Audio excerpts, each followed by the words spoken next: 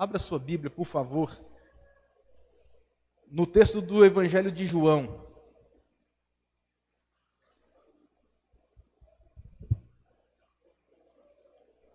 Evangelho de João, capítulo 2.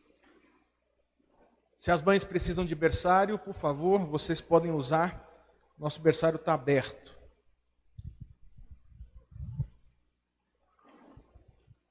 João, capítulo 2. É o texto da nossa exposição nessa noite. E a partir desse texto eu estou pensando que tudo pode acontecer na festa de casamento, ou numa festa de casamento. É sobre isso que nós vamos pensar nessa noite.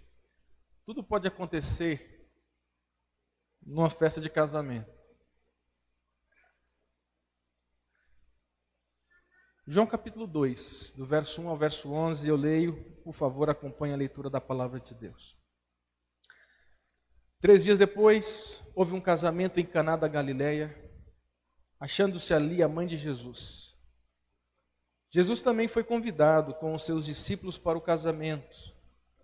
Tendo acabado o vinho, a mãe de Jesus lhe disse: eles não têm mais vinho. Mas Jesus lhe disse: mulher, que tenho eu contigo? Ainda não é chegado a minha hora. Então ela falou aos serventes: fazei tudo o que ele vos disser.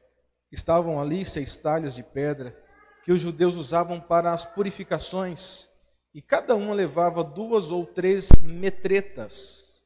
Jesus lhes disse: enchei de água as talhas, e eles as encheram totalmente. Então lhes determinou: tirai agora e levai ao mestre-sala. E eles o fizeram. Tendo o mestre-sala provado a água, transformada em vinho, não sabendo de onde viera, se bem que o sabiam os serventes que haviam tirado a água, chamou o noivo e lhe disse: todos costumam pôr primeiro o bom vinho, e quando já beberam fartamente, servem o inferior. Tu, porém, guardaste o bom vinho até agora. Com este, deu Jesus princípio a seus sinais em Caná da Galileia. Manifestou a sua glória, e os seus discípulos creram nele. Depois disto, desceu ele para Cafarnaum, com sua mãe, seus irmãos e seus discípulos, e ficaram ali não muitos dias. Vamos orar? Vamos pedir ao Senhor graça. Te louvamos, ó Deus, e bendizemos o teu nome. Obrigado por essa chuva que cai lá fora. Obrigado porque nós estamos sentados ao redor da tua palavra e nós queremos te ouvir nessa noite. Fale aos nossos corações, transmita graça ao nosso coração. Um coração alegre, um coração abatido. A tua palavra tem poder para abundar graça no nosso interior. E nós pedimos isso nessa noite. Fala conosco, Senhor. Oramos assim no nome de Jesus. Amém, gente, amém. Qual é a finalidade de um sinal? Quando a gente conversa no WhatsApp, a gente tem uma preguiça danada de escrever coisas. Eu não sei se você é como eu. E nós passamos então a nos comunicar através de alguns sinais. O que quer dizer aquele sinalzinho de 2 mãos juntas? Hã? Graças a Deus. Mas eu vi uma discussão séria, muito séria na internet, dizendo que aquele sinal não significa graças a Deus. Mas aquele sinal significa 2 mãos tocando numa outra, dizendo assim, valeu. É uma discussão muito séria. Então, nós nos comunicamos através de sinais. Por mais que às vezes nós não entendamos os sinais que são, mas nós estamos primeiramente comunicando através de sinais. Você lembra o dia que você foi tirar a carteira de habilitação? Então você foi para a autoescola e você foi obrigado a decorar aquele tanto de placas que simboliza alguns sinais. Rejane, tem um aí para nós? Você lembra desses sinais, dessas placas? Hã? Fala a verdade. O que significa esses sinais? Quando nós olhamos para placas, nós estamos sendo admoestados a respeito de alguma mensagem que essa placa quer trazer para nós. As placas de trânsito com esses sinais têm a finalidade de comunicar algo ao condutor. Essa é a finalidade. Tá bom, obrigado, Regiane.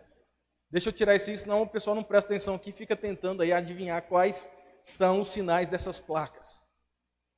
Eu estou falando de sinais porque o Evangelho de João é um evangelho de sinais. Aliás, João descreve para nós aqui pelo menos 7 sinais ou milagres que Jesus fez em todo o seu ministério aqui. E João é muito pertinente porque ele fala dos milagres usando o termo sinais.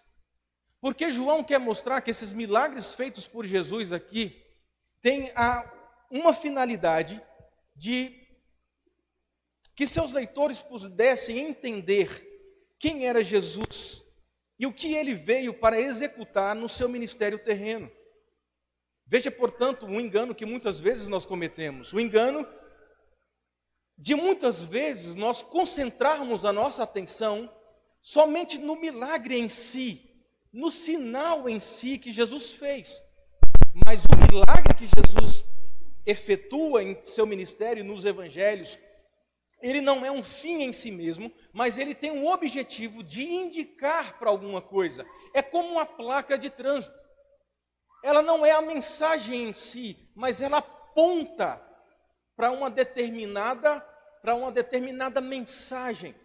Quando nós olhamos dirigindo pela rodovia e olhamos aquela placa que tem lá uma construçãozinha parecendo um hospital, aquilo não é um hospital, mas aquilo indica que há um hospital ali perto. Essa é a finalidade dos milagres de Jesus no Evangelho de João.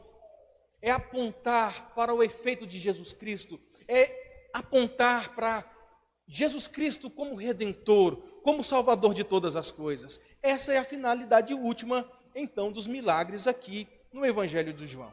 Então, gente, é com essa pressuposição que nós vamos aprender aqui 2 verdades muito simples desse texto.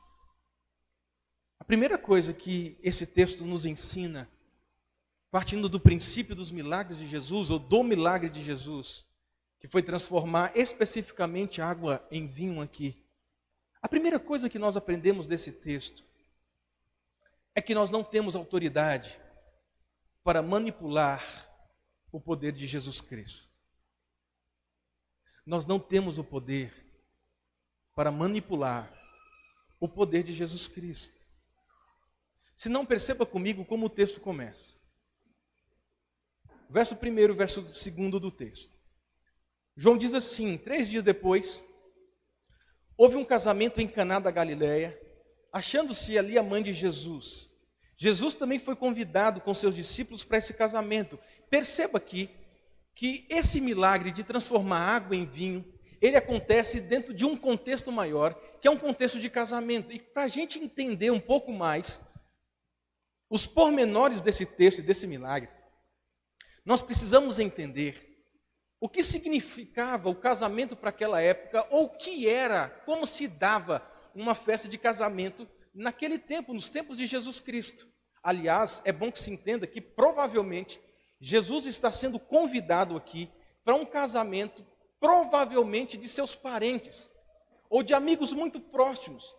Razão pela qual Maria, diz o texto, Maria já estava lá no casamento quando Jesus chega naquele casamento. E alguns estudiosos vão ainda pensar e sugerir que esse casamento era de parentes de Jesus Cristo e Maria estava ali, na verdade, ajudando na organização daquele casamento, uma vez que aquele casamento era de familiares próximos, talvez um sobrinho de Maria, talvez um primo de Maria, não sabemos, mas talvez um parente muito próximo.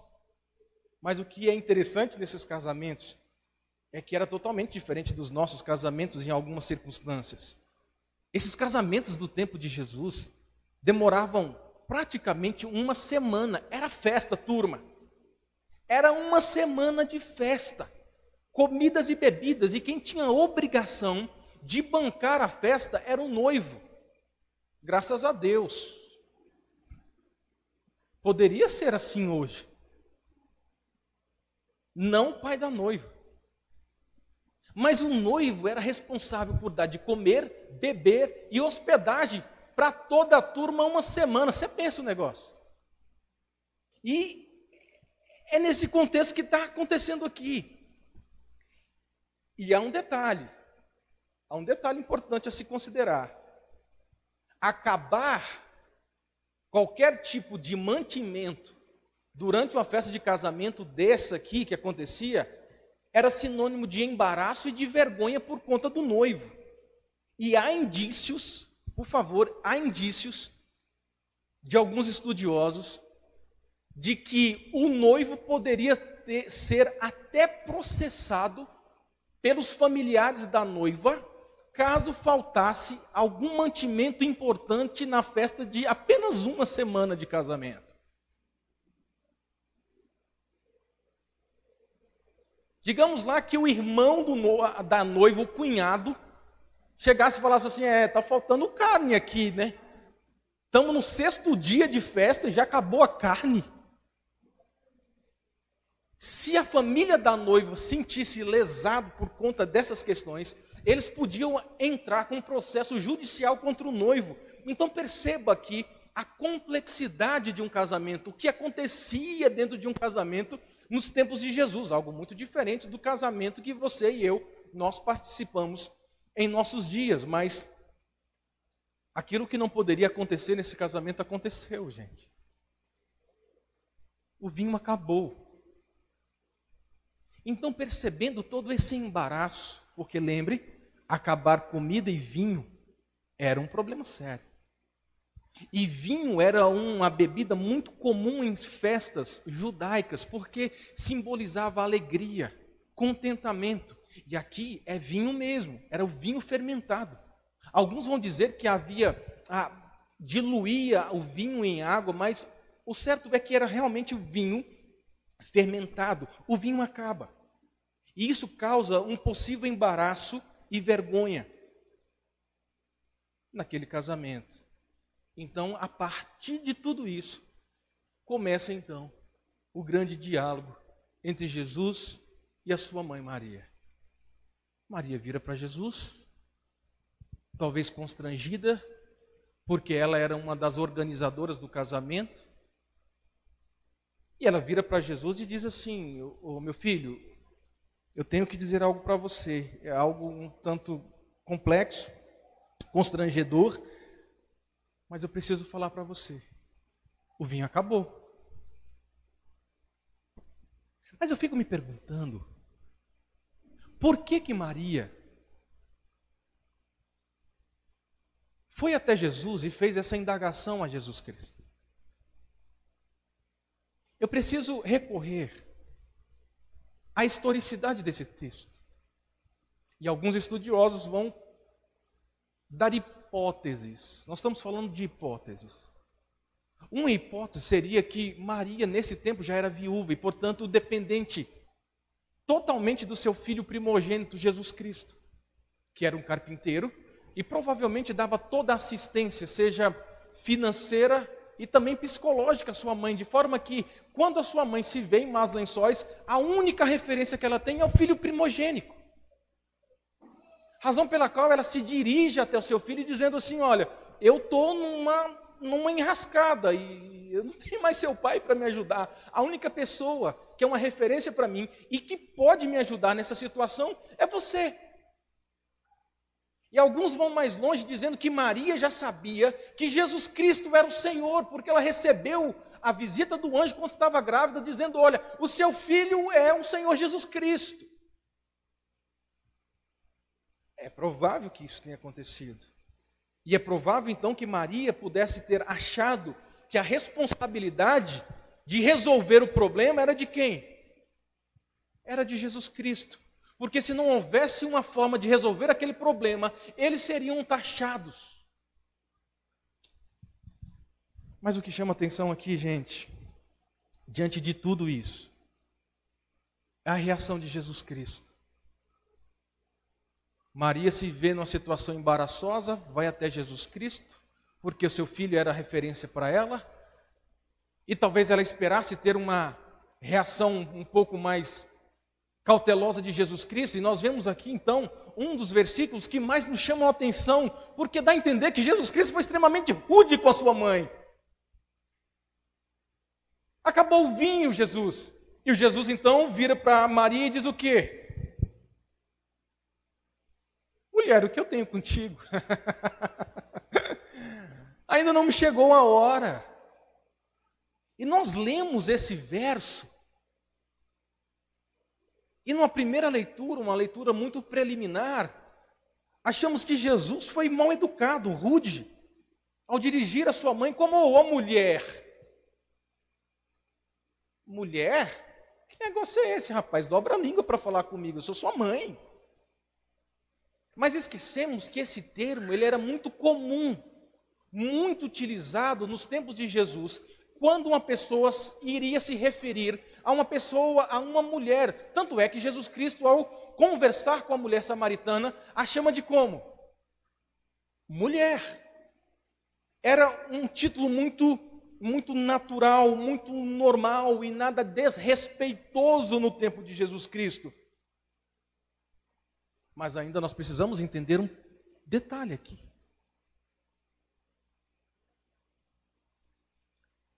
Jesus não foi rude, ele foi cortês. Mas por quê? Por que Jesus faz essa admoestação à sua mãe? Esse é o ponto-chave desse texto, gente. Por que Jesus estabelece esse diálogo com sua mãe, e ele é tão veemente com a sua mãe? Há uma razão para isso. E a razão é que Jesus repreende Maria naquele momento, de forma cortês, mas repreende, porque a Maria, ela queria exercer autoridade sobre o poder de Jesus Cristo naquele momento. Porque Maria, ela queria induzir Jesus Cristo a exercer a autoridade que ele tinha como Deus antes do tempo que o Pai tinha predeterminado. Porque Jesus tinha muito convicto e ele sabia o tempo e a hora de manifestar a sua autoridade como Filho de Deus. Ele sabia qual era o tempo onde ele deveria se revelar como Jesus Cristo, mostrar ao mundo a sua divindade. Ele sabia o tempo onde ele deveria se mostrar ao mundo e, portanto, ser preso, ser crucificado e morto. Jesus sabia a agenda de Deus. Jesus sabia a agenda do Pai. Mas a Maria, desavisada, precipitada, talvez não conhecendo essa agenda do Pai, vira para o filho e fala assim: antecipa aí os planos do Pai. O que Maria precisava entender é que seu filho não era mais apenas o seu filho. Mas Maria precisava olhar para Jesus Cristo agora como seu Redentor. Aquele que veio não para cumprir a nossa agenda, mas ele veio para cumprir uma agenda do Pai. E essa foi a razão pela qual Jesus foi tão veemente e enfático com a sua mãe: ainda não me chegou a hora. A senhora é minha mãe, mas eu estou a serviço não da senhora. Eu estou a serviço do Pai. E eu cumpro não a vontade da senhora, mas eu cumpro um plano de redenção muito bem estabelecido por Deus. É por isso. É por isso que Jesus tem essa reação com a sua mãe. Quando nós olhamos para isso, nós ficamos pensando como isso pode reverberar na nossa vida. O que esse diálogo tem a ver com você? O que essa conversa do filho com a mãe tem a ver com Juliano? O que essa conversa tem a ver de Jesus com a sua mãe Maria tem a ver com você amanhã, segunda-feira, provavelmente chuvosa, que você vai ter uma preguiça danada de levantar e para trabalhar. Eu estarei de folga e, portanto, dormirei até mais tarde? Por favor, não me liga. O que isso tem a ver com você amanhã? Tem tudo a ver, gente. Tem tudo a ver. Sabe por quê? Porque esse diálogo, essa conversa, mostra para nós que Deus trabalha dentro do seu tempo. Deus trabalha dentro do seu tempo. Meu querido, não é você que estabelece a agenda para Deus. Não é você. Não é você que diz assim, olha Deus, aqui tem um projeto, tem um cronograma, eu já tracei todo o planejamento de 2021, aquilo que eu preciso fazer, aquilo que eu preciso conquistar, aquilo que eu preciso ter. Agora o Senhor vem e, por favor, se encaixa dentro da minha agenda. Não, filho, não é assim. Não é assim. Porque Deus trabalha dentro do tempo dele. Ele tem um tempo. Ele tem a forma.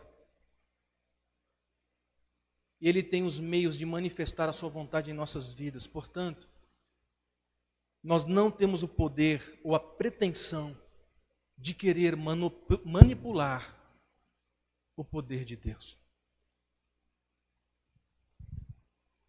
Maria não tinha o poder de manipular a vontade do filho. Porque o filho, como Deus, ele tem a sua vontade muito bem estabelecida. E ele faz tudo conforme lhe apraz. Deus tem o tempo dele. Mas isso também me ensina uma segunda aplicação. É que nós devemos entender o fato de Deus não nos dar o que nós queremos no nosso tempo como um ato de graça. Você já parou para perceber isso? Você já parou para pensar o que seria de você se Deus desse a você tudo aquilo que você quisesse e no seu tempo? Graças a Deus que Ele não faz isso. Porque se Ele fizesse isso com a gente, nós estávamos mortos. É como aquele filho, uma criança, sem muita noção de perigo, que olha para uma cobra venenosa e ela vê a cobra lá. E aí o menino pequeno, sem qualquer noção de perigo, ele acha interessante e quer brincar com a cobra. Você já imaginou se o pai deixasse a criança cumprir a vontade dela naquele momento? Talvez seja uma ilustração muito simplista, mas exemplifica essa verdade. Porque muitas vezes nós queremos ter posse de algo muito perigoso. E Deus, por sua graça, Ele nos livra de perigo, não nos dando aquilo que nós queremos e no tempo que nós queremos. É graça. É graça. Senhor, obrigado, porque o Senhor não me dá aquilo que eu quero. Obrigado. Porque nem eu sei o que eu quero. A segunda coisa que esse texto nos ensina, e são só dois princípios hoje.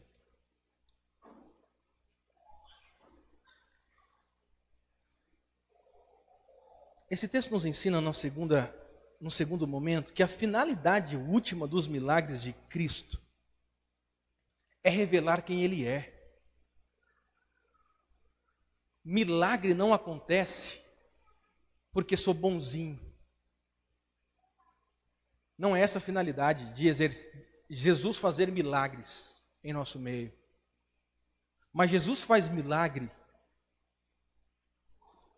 para revelar quem Ele é. É isso que está no texto, gente. Se não, perceba comigo o verso 6 ao verso 11.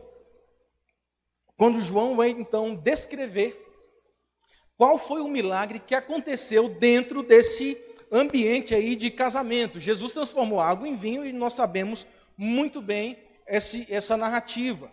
Mas é importante entender a natureza desse milagre. Porque a natureza desse milagre é o tchan do texto. O texto está mostrando para nós que a natureza desse milagre foi o fato de Jesus Cristo transformar uma substância em outra substância. Essa é a natureza desse milagre. E eu fico percebendo aqui as entrelinhas desse texto, como é rico, como nós podemos olhar para esse texto e perceber quem é Jesus nas entrelinhas do texto. Há 3 verdades muito importantes aqui que comprovam a grandiosidade desse milagre feito por Jesus Cristo. Me permita destacar algumas aqui. O texto diz, no verso 6, olha que legal.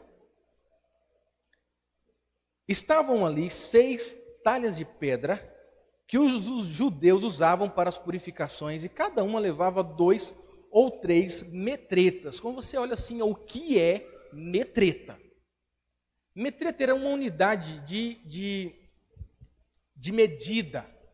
Então, para a gente simplificar aqui, porque até eu não sou tão bom de conta, mas diz o texto que havia ali 6 talhas, e cada uma levava 2 ou 3 metretas. Deixa eu já fazer logo a conta e trazer para vocês. Era aproximadamente 600 litros de água que foi colocado dentro dos potes. Aí você se pergunta assim, tá, mas por que João, ele quer dar os detalhes desse texto? Você acha que foi de forma muito aleatória? Não. João foi intencional em colocar os detalhes de medidas aqui, e ele tinha um objetivo com isso. Mas o texto vai adiante. E o texto diz que aquelas talhas foram enchidas até a borda. O que João quer mostrar com isso? O que João quer mostrar é que não poderia ser acrescentado nada mais dentro daqueles potes, porque aqueles potes foram cheios até a sua borda no limite. Porque alguns teólogos liberais que não creem em milagres estão dizendo assim, tá bom, não foi assim um milagre de transformação, foi na verdade uma diluição, encheu um pouquinho ali aquelas talhas, e aí Jesus foi lá e botou um pouquinho de vinho lá, e o trem ficou do jeito de vinho. Mas o texto fala não, porque não cabia mais nada, foi até a borda.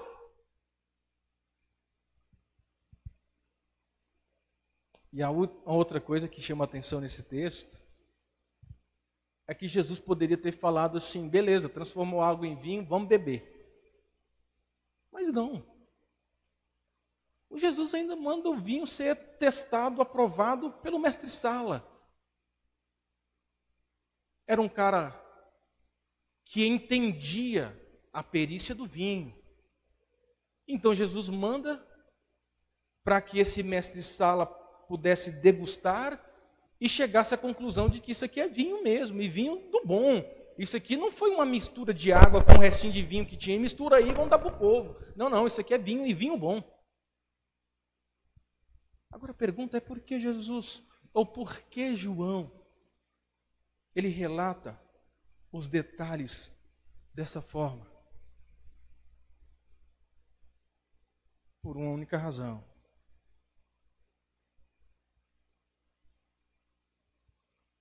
Ele quer mostrar a grandiosidade do milagre de Jesus. Ele quer mostrar que Jesus, ele é realmente poderoso. Não foi qualquer tipo de milagrezinho. E aqui eu dando para vocês, João está dizendo, os detalhes desse milagre. Foi algo grandioso. Foi algo grandioso.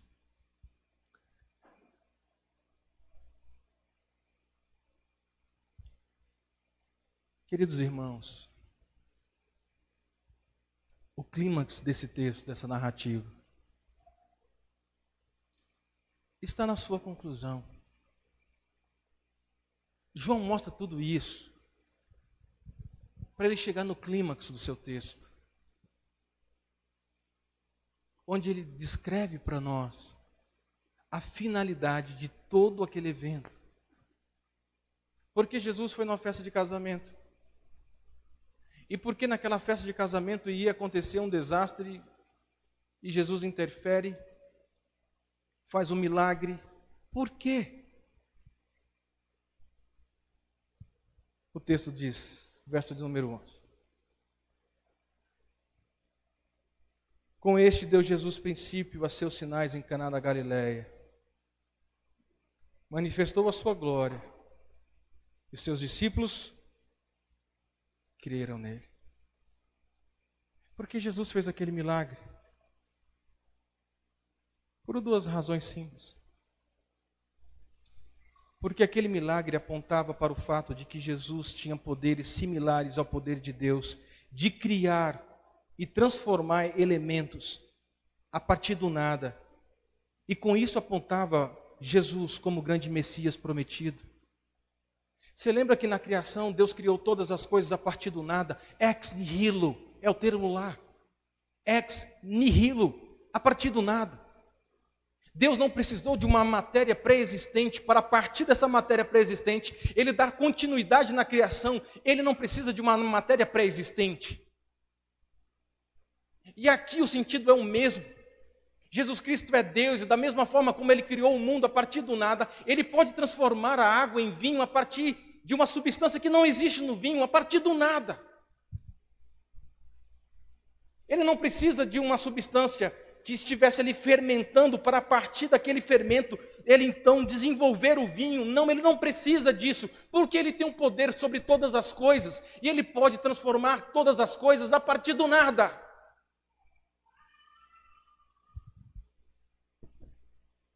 E o segundo objetivo foi para que aqueles discípulos incrédulos pudessem crer no poder de Jesus Cristo como Messias. Os discípulos estavam com ele, mas ainda não acreditavam ser ele o grande Messias. Foi a partir desse milagre que aqueles discípulos se curvam e reconhecem Jesus como o verdadeiro Senhor das suas vidas. Portanto, o milagre não acontece para afagar os nossos orgulhos. Milagre não acontece para que nós possamos fazer sensacionalismo. Milagres não têm essa finalidade. Milagres têm a finalidade de mostrar que Jesus Cristo é Deus e que tudo, absolutamente tudo está debaixo do seu poder. É isso que João queria mostrar para os seus leitores. E é isso que João quer mostrar para a gente. Deixa eu terminar, gente.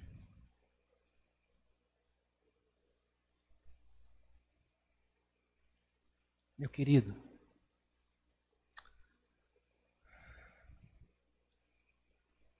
o poder de Jesus transformar água em vinho altera algo na sua vida.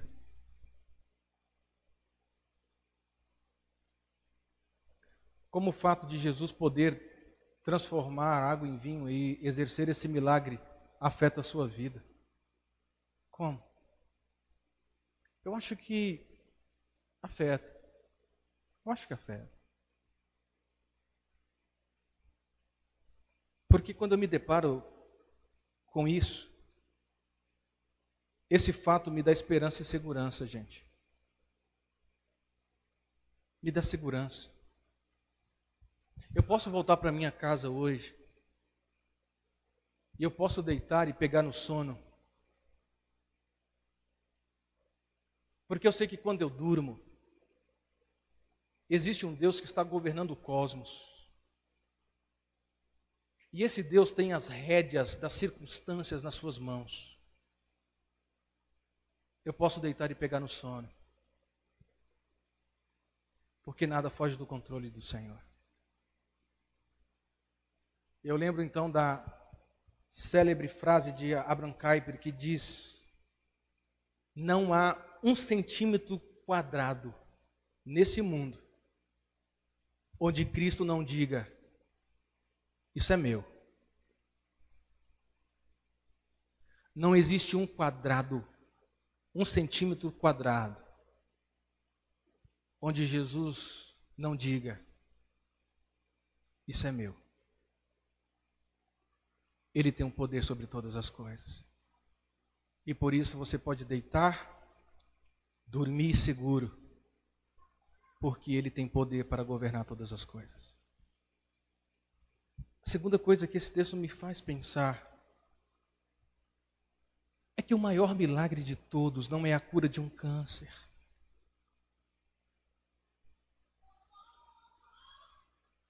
O maior milagre de todos não é uma pessoa nascer em família pobre, se tornar uma pessoa muito bem sucedida financeiramente.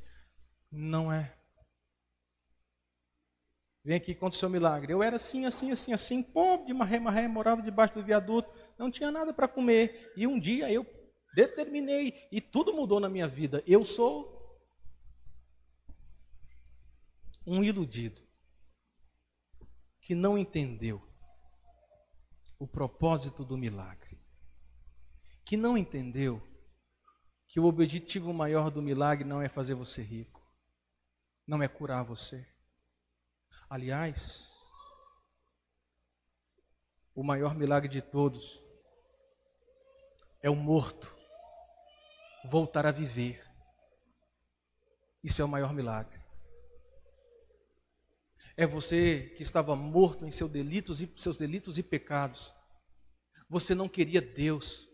Você era inimigo de Deus.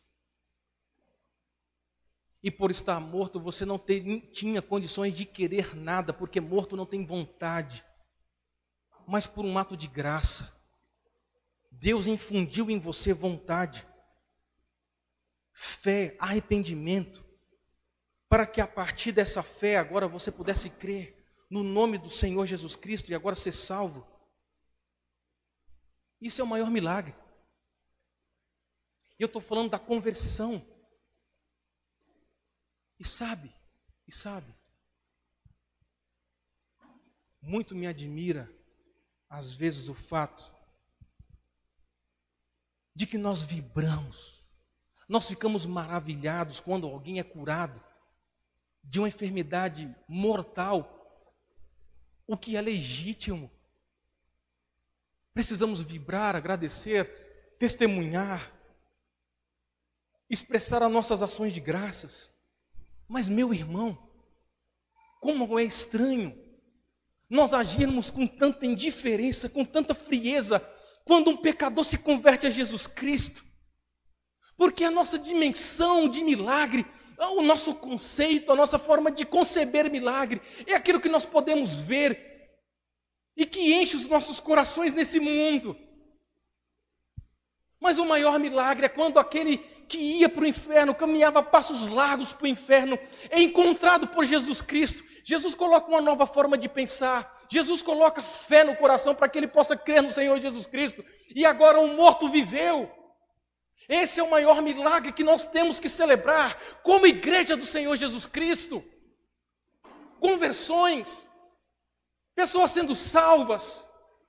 Esse é o maior milagre que Jesus está querendo descrever aqui. E João é muito enfático em dizer, depois de tudo isso aconteceu para que eles pudessem crer no Senhor Jesus.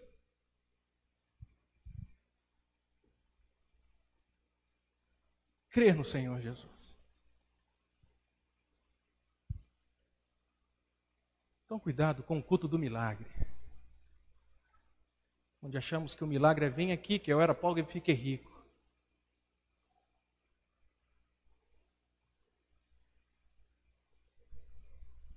Eu era morto e agora eu vivi. Esse é o maior milagre. E qualquer milagre após esse é lucro para mim. É apenas um anexo na minha vida.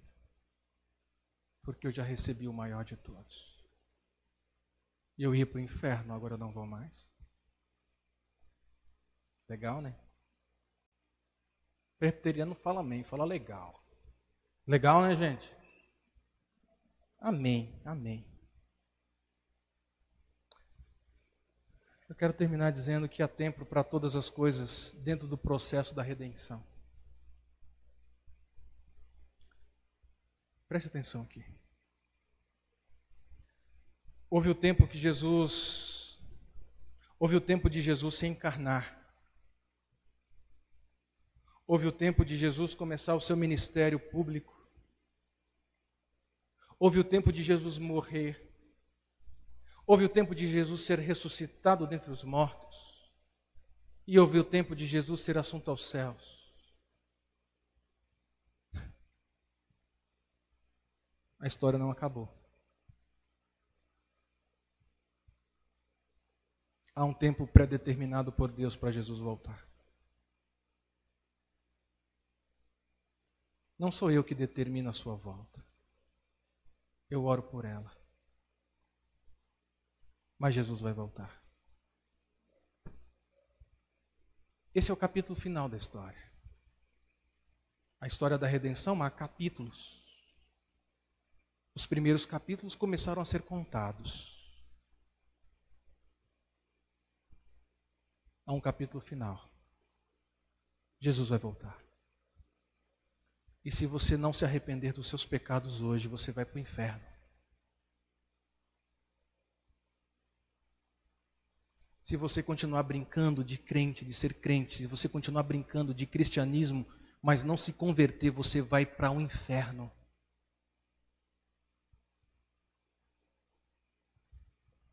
E você ouvirá do próprio Jesus Cristo: apartai-vos de mim, não vos conheço. Arrependa do seu pecado. Hoje. Hoje. Porque senão você vai sofrer eternamente a ausência do Senhor Jesus Cristo no inferno. Que maneira mais estranha de terminar um sermão. Pastor, deveríamos sair daqui com esperança. A esperança é Jesus Cristo. Você pode morar na eternidade com Jesus. Arrependa do seu pecado hoje. Amém? Que Deus nos abençoe. Nós vamos terminar esse culto cantando. Aliás, porque inferno é coisa ruim, nós vamos para o céu. Vamos cantar, sou grato por tudo. Vamos ficar em pé. Vamos celebrar o Senhor.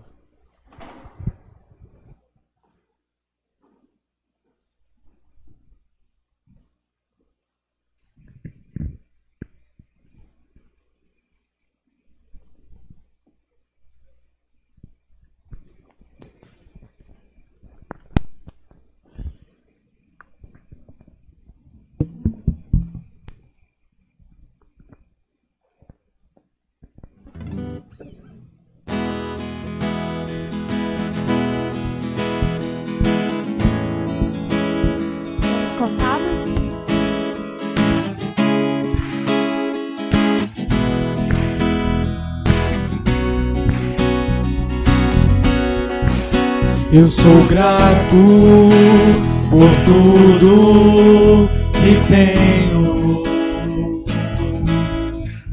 o tesouro maior desse mundo me foi dado como herança eterna. Maior prova de um amor tão profundo. Tenho vida, alegria em todo o tempo. Tenho amigos,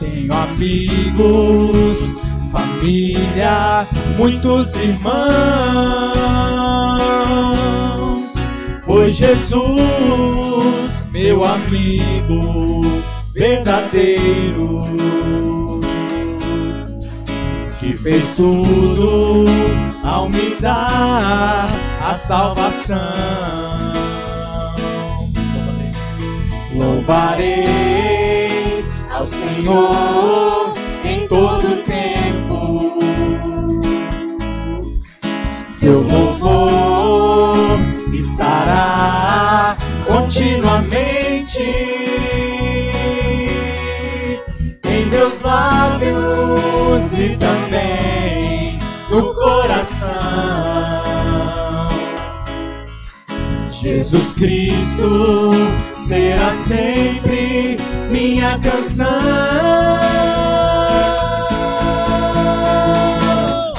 Yeah, yeah, yeah, oh, yeah, yeah,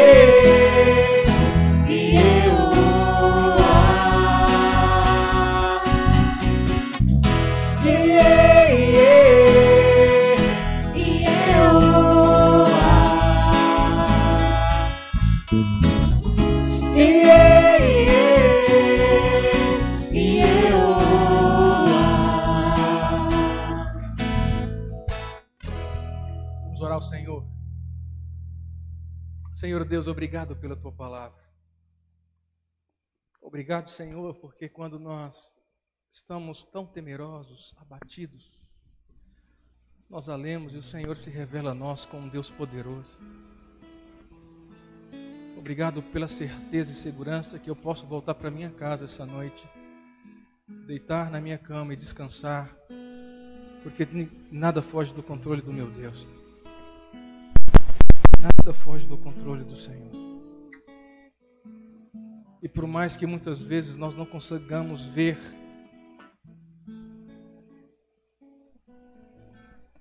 flashes de mudanças onde a gente queria que alguma coisa mudasse, e talvez estivéssemos perdendo a nossa esperança, achando que será impossível. Mas o Senhor mostra a nós que não há nada impossível para o Senhor.